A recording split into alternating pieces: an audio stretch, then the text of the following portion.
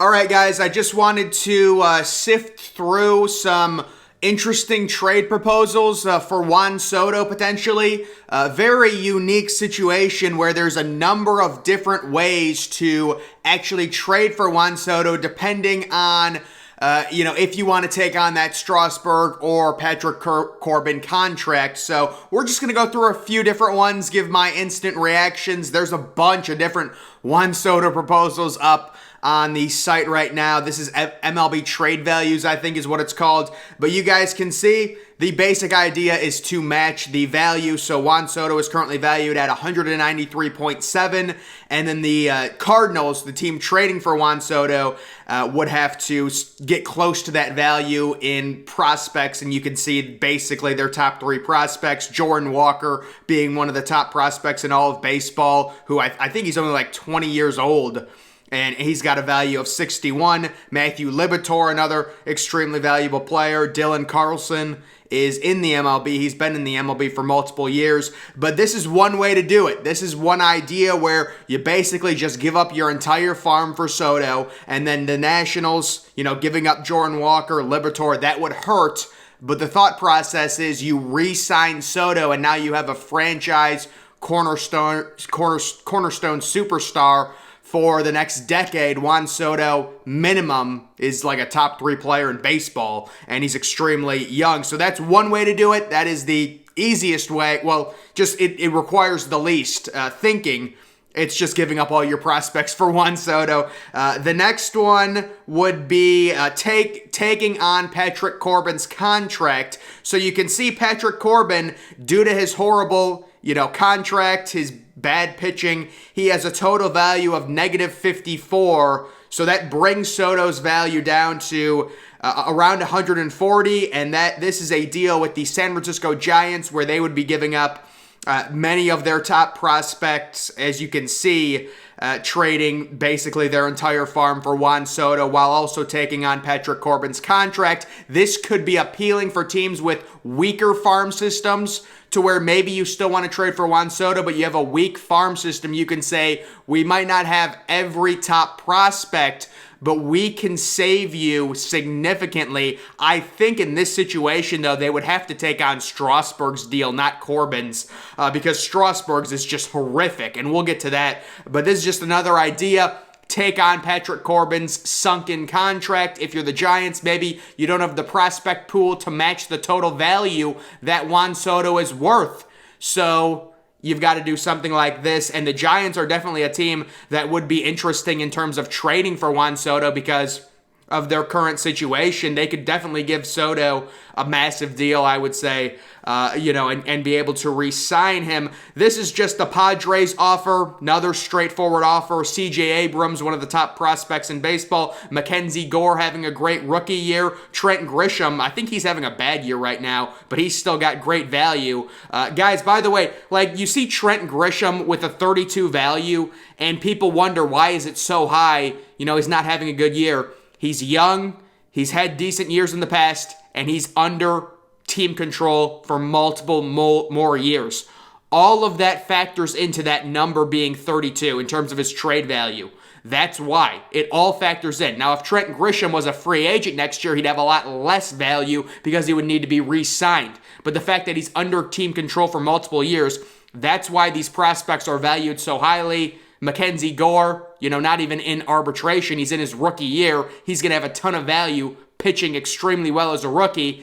The market projects forward. He's projected to give a team 4 or 5 straight unbelievable years as a starting pitcher for very little cost. So that's why these guys' values are very good. But also Robert Hassel, one of their top outfielder prospects. I think he probably is their top outfielder prospect.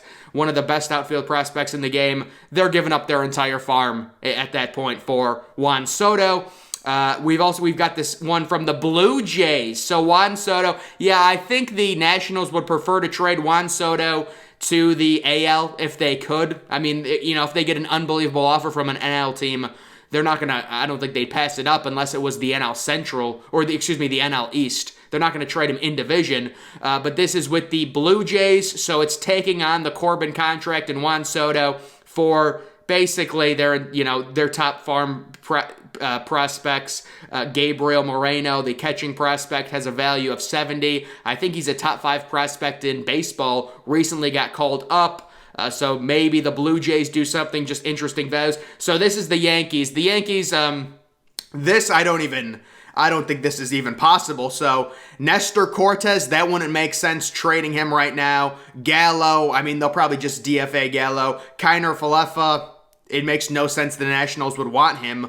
Volpe, so their number 1 prospect, top 10 prospect in baseball. And then I don't know how much cash that is. For it, they're giving him like $100 million in cash. So that doesn't make any sense. This would be the... let me see if I can find it. Where did I have that one? Okay, so this is the one with Strasburg. The Yankees getting Strasburg and Soto. You can see Steven Strasburg's overall value due to him having one of the worst contracts in baseball history, negative 153, and this would be the Yankees taking the full contract, trading Volpe, along with another top prospect. Miguel Andujar also goes back to the Nationals in that trade. But you can see how a team like maybe the Yankees would try and do that, eating more money. And if they did trade for Juan Soto, the Yankees most certainly would not re-sign Aaron Judge. They would just re-sign Soto, who's way younger and who makes way more sense to re-sign to a massive deal than someone like Aaron Judge does at the age of 30. But you can just see, that's why I think the Nationals are not going to want to include Strasburg. It's just too much of a negative. If you're trading Juan Soto and you're going into a rebuild, you know you have that sunken Steven Strasburg contract, just eat it.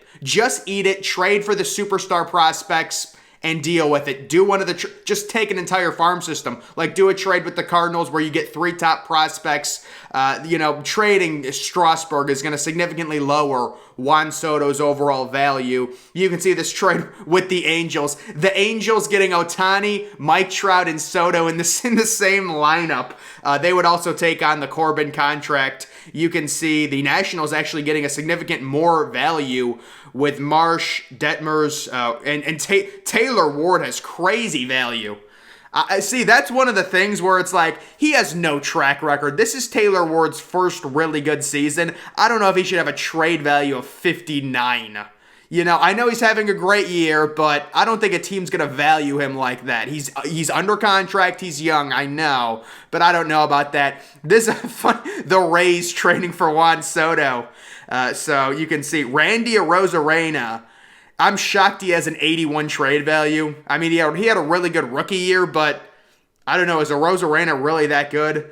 Edwards, the second baseman, low, and then Med. I don't even know who that is, but you can just see some. How about Eric Hosmer's contract? Oh, this is hilarious. Steven Strasburg and Juan Soto, along with $12 million in cash for CJ Abrams, Hassel, and Eric Hosmer's contract. Eric Hosmer was actually having a good season earlier this year. It's still just a horrible contract because he has no power.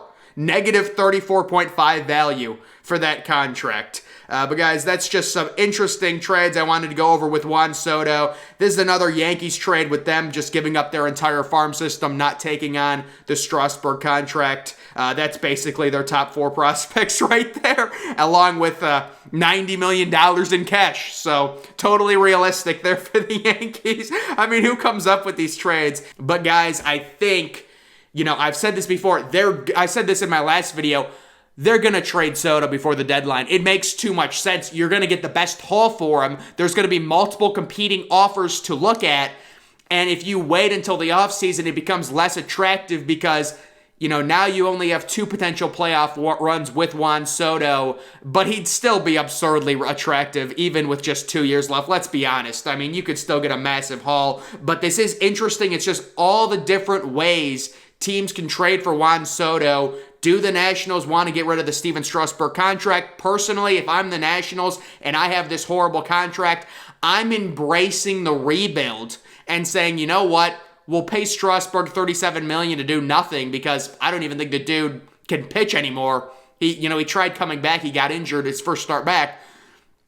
We can just embrace the rebuild, get a ton of young, controllable prospects, And on top of that, let's say the Nationals accept one of these offers. Go back to that, what was it, the Cardinals offer? I mean, that is, two elite prospects. And a really good... Yeah, I'm not sure about any MLB talent. If I'm the Nationals, I would rather just take a bunch of prospects. But then it becomes tough because does a team actually have enough prospects? But if you can get like 3 top 50 prospects, or maybe 3 top 75 prospects for Soto, along with, maybe a young pitcher or something, you could really embrace the rebuild, get a top 3 pick this year because you're going to lose a bunch of games when you trade Juan Soto. You already have one of the worst records in the MLB, and really embrace the rebuild. I don't think they should include Corbin or Strasburg. I think they should say, screw it. We'll eat the contracts. We're not going to be competitive for the next 2 years. That's a tough pill to swallow. But again, if you're trading Juan Soto, you're going to trade him for a bunch of prospects. Those prospects are not going to be ready to be superstars next year.